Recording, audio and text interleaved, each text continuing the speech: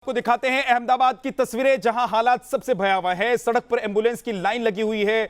सूरत, वडोदरा और अहमदाबाद का बुरा हाल है। इस वक्त बड़ी संख्या में मरीज सामने आ रहे हैं। अस्पतालों में बेड कम पड़ रहे हैं और स्थिति यहां तक पहुंच गई है कि जो एम्बुलेंस लेकर मरीज पहुंच रहे हैं, उसी एम्बुलेंस में उन्हें रुककर इंतजार करना पड़ रहा है। ये देखिए, एम्बुलेंस की ये कतार कल से ही हम देख रहे हैं। लगातार हॉस्पिटल के बाहर एम्बुलेंस खड़ी है और इसमें जो मरीज पहुंचे हुए हैं उनको इंतजार करना पड़ रहा है इलाज कराने के लिए, बेड के लिए, क्योंकि जो हॉस्पिटल्स हैं उनके बेड फुल हो गए हैं। यानी कि जो पीड़ित लोग हैं उनकी संख्या इतनी ज्यादा हो गई है कि हॉस्पिटल्स के बेड कम पड़ गए हैं। जो अभी तक व्यवस्था की गई थी वो कम पड़ गई है। ये तस्वीर आप देख रहे हैं अहमदाबाद की।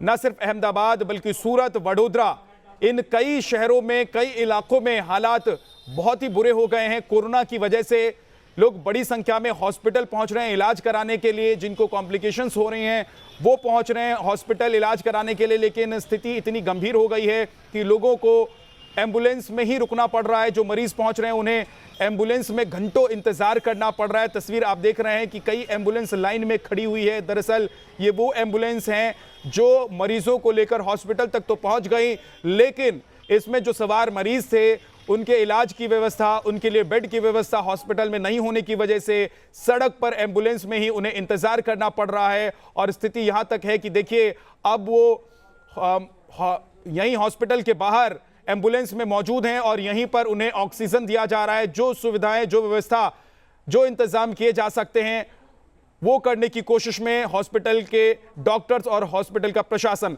लेकिन गुजरात में प्रशासन भी एक्शन में है। आपको बता दें कि पूरब पटेल ने जो रिपोर्ट भेजी है उसमें उन्होंने क्या कुछ कहा, आपको दिखाते हैं। अहमदाबाद में कोरोना के मामले तेज़ी से बढ़ रहे हैं और ऐसे में जो है वो अहमदाबाद नगर निगम टेस्टिंग पर जोर दे रहा है। इस वक्त हम अहमदाबाद के जीएमडीसी ग्राउंड में हैं। यहाँ पर जो है वो पहली बार एक अनोखा प्रयोग किया गया है, ड्राइव थ्रू। हमने अभी तक यही देखा है कि खाना लेने के लिए ये ड्राइव थ्रू होता था, लेकिन ये आरटीपीसीआर टेस्ट के लिए यहाँ पर अहमदाबाद नगर निगम और एक निजी लैब के ज़रिए ये ड्राइव थ्रू का जो है वो आयोजन किया गया है। ये कई महीनों तक चलेगा जब तक नगर निगम के अगले ऑर्डर ना आ जाए। महज सिर्फ 800 रुपये में यहाँ पर टेस्ट किया जाएगा। और मैं आपको बता दूँ कि ऐसे 1-2 नहीं बल्कि 10 बड़े काउंटर लगाए गए हैं और आपको उस काउंटरों पे गाड़ियों की लाइन भी दिख जाएगी कि आखिरकार ये ड्राइव थ्रू में भी बहुत बड़ी लाइन आपको दिखाई दे रही है। इसके अलावा अहमदाबाद में अलग अलग बूथों पर तो ये टेस्ट हो ही रहे हैं, आरटीपीसीआर और एंटीजन, लेकिन ये देश में हमने पहली बार देखा है। देखिए, 1, 2, 3, 4, 5, 6, 7, 8, 9, 10 ऐसे काउंटर बनाए हैं जहाँ पर जो है लोग आएंगे और इसी तरह से गाड़ी में बैठे बैठे अपना टेस्ट करेंगे। हमारे साथ जो सुप्राटेक है उनके सीईओ है, उनसे बात करते हैं। सर, ये बताइए पूरी व्यवस्था क्या है संक्षिप्त में? पूरी व्यवस्था, पेशेंट अपने घर से फॉर्म भर के आ सकते हैं ऑनलाइन, यहाँ आके चेक इन कर सकते हैं।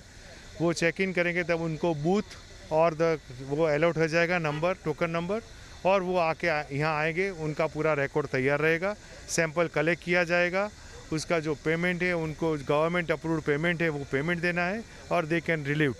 और उसके बाद में रिपोर्ट उनके मोबाइल पे, व्हाट्सएप पे, ईमेल पे अपने आप आ जाएगा 24 से 36 घंटे में।